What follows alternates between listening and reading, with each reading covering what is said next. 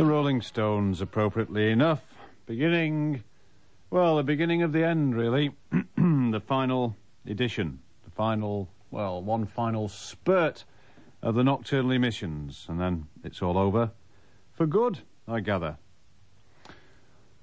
Oh, still at least it coincides with a momentous day, doesn't it? Hey, the 88th birthday of Britain's best-loved granny.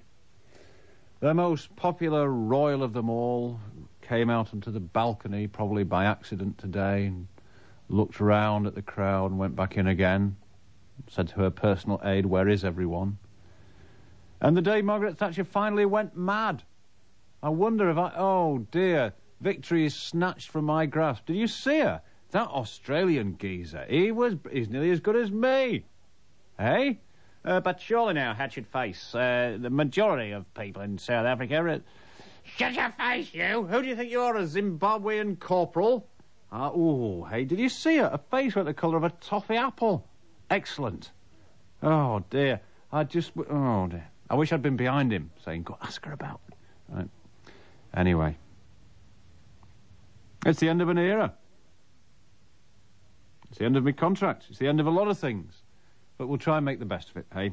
The final edition of James H Reeve's Nocturnal Emissions. Never mind all that groin strain business. That was a mistake. I've had medical advice on that one as well. What I think we're going to do this evening is, once again, throw the lines wide open. Because I did a little bit of pre-celebration, so I haven't had time to put a lot together. But in between talking about matters of import that affect us in our day-to-day lives, I'll be looking back at some of the highlights of the programme, if indeed there were any. It's, of course, the farewell party, don't forget. The studio is packed with people who didn't turn up the last time. Well, it's not actually packed at the moment, but the invitations have been sent out, so the people who in the past haven't appeared on the programme will be along shortly, and we'll have one of those... I think it's probably the most boring idea in the whole of radio, actually, a live broadcast from a party in the studio. It's a bit like what Andy Stewart does on New Year's Eve. And your good self, your participation, I suppose, really. I will be recalling some of the wacky characters, some of the important issues that have risen briefly and then submerged again during the past 2.5 years. Some music that might... be a bit evocative and might help to crystallise the message of the whole tragic affair, really. I'm filling up here. Huckvale's very, very sad. He's on the phone. Oh, he's ringing a Chinese restaurant. Oh. Anyway, we'll just see how it goes, eh? I can't speak anymore. Actually, not being able to speak anymore isn't really the best thing to do for a career in radio, is it? That's your Dave Ward. Oh, well, let's get on with it, shall we? You know the formula by now. The same old, tried and trusted, not to say completely clapped out formula. It's approaching 15 minutes past 10. The tall blonde man, dressed in... Sorry, thank you. Sorry about that. Huckvale just being a little bit disrespectful about one of the punters, having a little laugh here in the studio. We've just been reminiscing, hey? You know how it is, walking down the street, singing, arm round each other and all that carry on. About some of the people that we've had on the programme over the last 2.5 years. It seems like only yesterday, hey? And, well, with a tear in either eye, with a twinkle under my arm and a shillelagh in my eye, we embark on the final 2 hours, 39 minutes and 14 seconds of the programme. Oh, well. Listen, I haven't entirely given the programme over to nostalgia and schmaltz this evening. We've still got... we're still carrying the banner, you know how it is, although stormed at with shot and shell... Oh, what is it? Stormed out with shot and shell into the gates of hell. Rode the 600. Anyway, we still continue, even though severely wounded. We carry the regimental colours aloft, tottering a little, but nonetheless.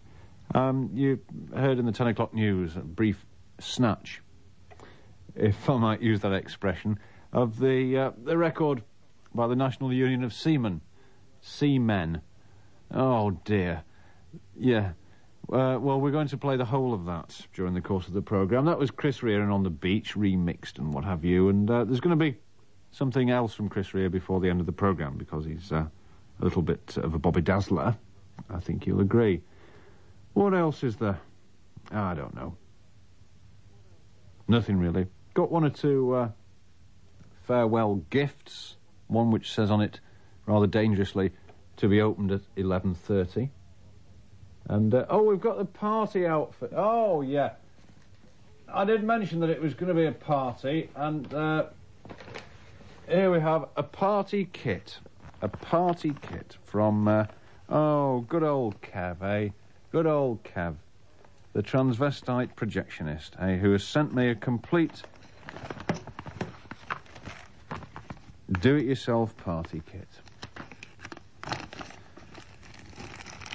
Packet of balloons, or 2 packets of balloons, a packet of jumbo-sized straws, packet of cocktail sticks, a party thing, and a letter, it says here. Actually, Hugvale, are you keeping an eye on reception in case any of the guests turn up? Good. Please find enclosed some useful items for your party on the final nocturnal emission. Do not be oh, yes. Don't be confused about the fuse wire. This is because most of the parties I've been to, the lights blow and nobody ever has any fuse wire on them. Oh, yeah, that's right. Well, it's better than relying on our engineers. Everyone fumbles around in the dark. I think that's the whole point, actually. Anyway, I was going to send a crate of booze and a bottle of champagne, but sorry to say they wouldn't fit in the envelope. OK, thanks, Kev. It's all there. It's a bit sad, really. What have we got here? Fuse wire, straws, balloons, and Mr. Johnny's stretchable party hats. No, I think you've misunderstood the purpose of these, actually. Anyway, you can use them with confidence, that's the main thing. So, looks as if a good time to be had by all. Right, let's run through the guest list, see who's going to turn up. OK. Eddie Shaw, is he here yet? No. Oh, well, early days, it's only... Of course, I mean, things really don't get going until after the pubs turn out, do they? Editor of the Manchester Evening News, is he here yet? No. Oh, well. Oh, he's probably still having a bit of trouble with his late edition. The councillors from Sinn Féin, are they here? Not under these circumstances? No. OK, fair enough. Any of the lads from Southall Street? No. What about Doris Stokes, then?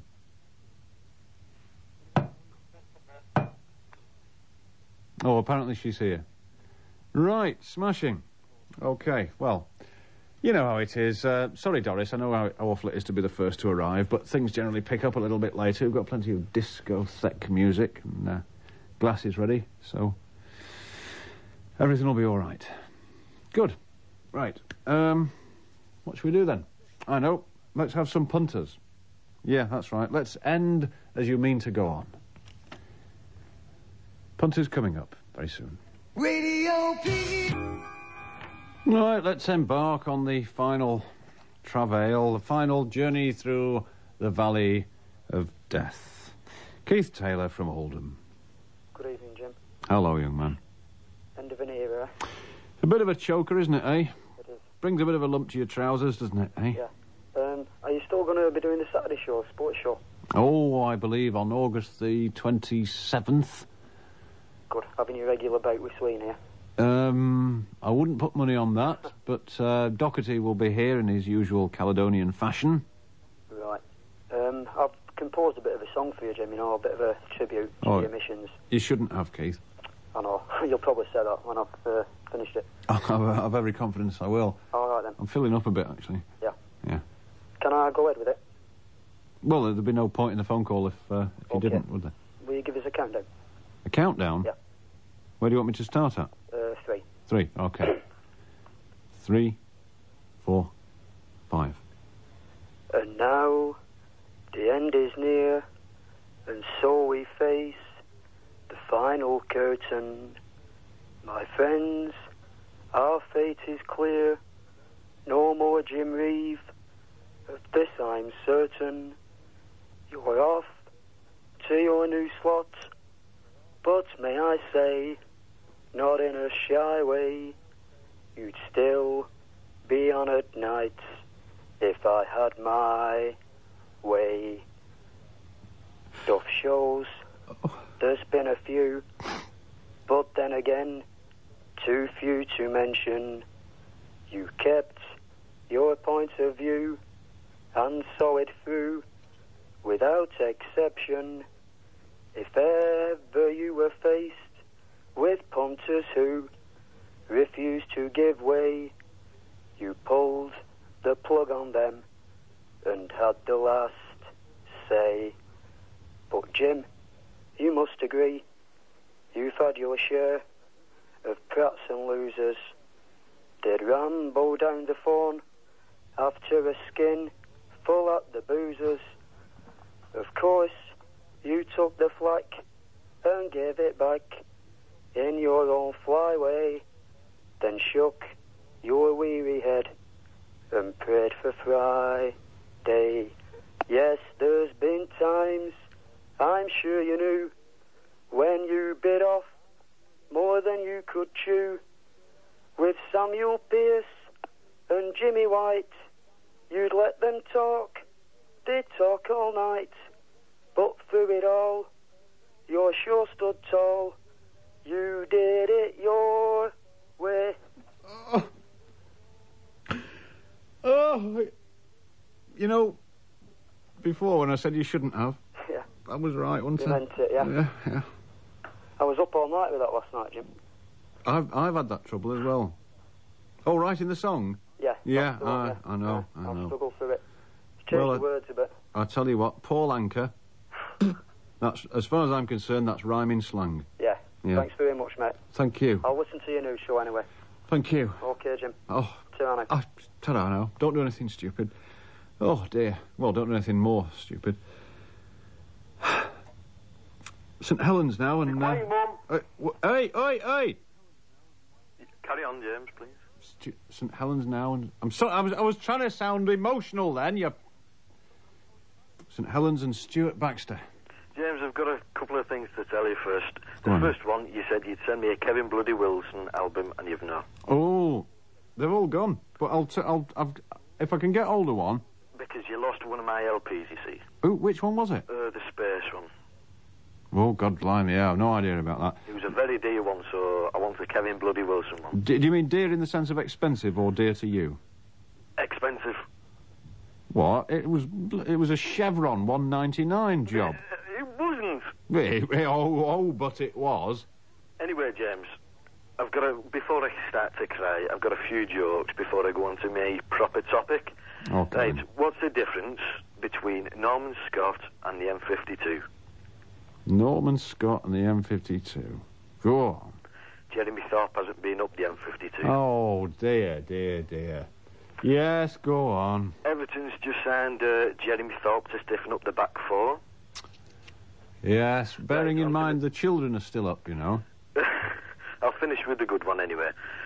Right, on to my main topic, James. Why are you going? I've not... Look, as I said last night, Stuart, I am a simple foot soldier. Well, not really, more of a sort of a senior NCO in the great battle of life. And when you get a memo saying turn up at such and such a time, then you do so. But I've been in contact with very high people at Piccadilly today. Oh, aye. And they've told me that you've wanted to go. I beg your pardon? They've told me you wanted to go. You wanted to get off the late shift. Who told you this? One of Mr.